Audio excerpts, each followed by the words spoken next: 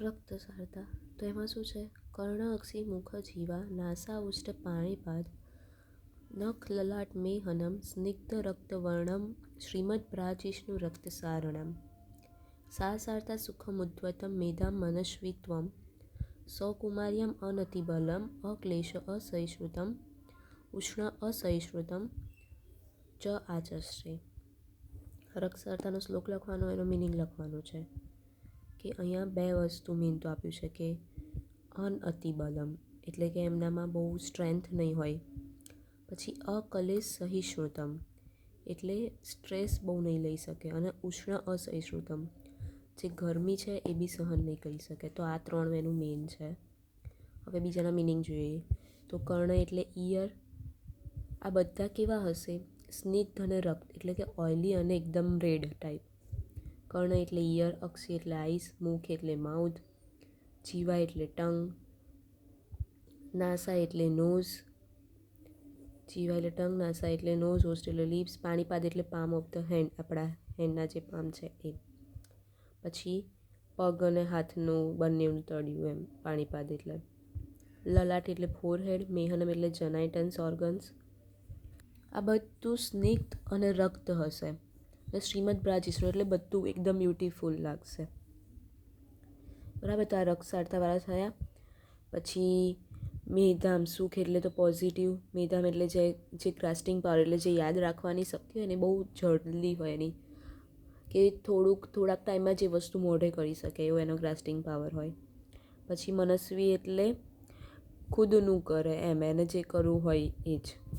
અને સકુમારી એટલે એકદમ ડેલિકેટ હોય. અને આના તો મિનિંગ કીધા, અનતિબલમ અને અકલેશ સહિષ્ણુતમ. આ યાદ રાખજે, અકલેશ સહિષ્ણુતમ છે અને અહીંયા ઉષ્ણ અસહિષ્ણુતમ છે. એટલે સ્ટ્રેસ ના લઈ શકે અને ગરમી બી ના સહન કરી શકે. તો આ રક્તસારતા થયું.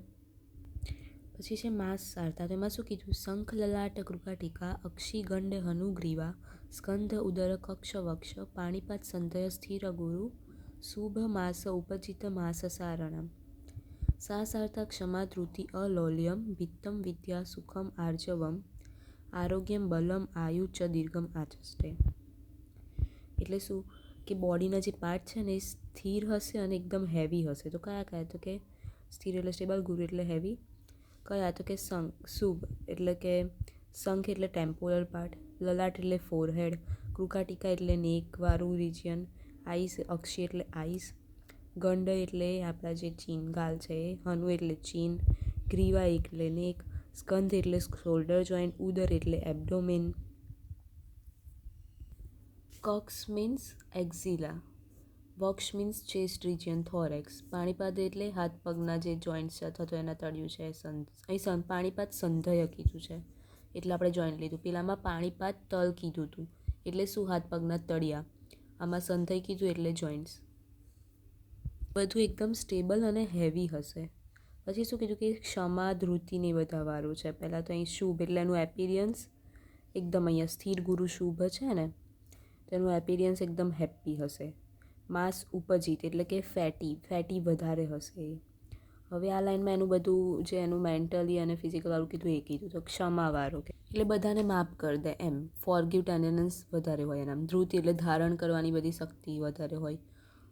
અલોલ્યમ એટલે કે લાલચ ના હોય. વિત્તમ એટલે પૈસાવાળા હોય. વિદ્યા એટલે નોલેજ હોય. પછી સુખ એટલે કોઈ બી સિચ્યુએશન હોય એ હેપ્પી રહે. પછી આર્જવમ એટલે એકદમ સિમ્પલ હોય, સિમ્પ્લિસિટી હોય એનામાં. આરોગ્ય એટલે હેલ્ધી હોય એ. બલ એટલે એનામ સ્ટ્રેન્થ હોય. અને આ દીર્ઘ આયુવાળા હોય, લોંગ લાઈફ જીવતાવાળા. તો આ માસ સારતા થઈ.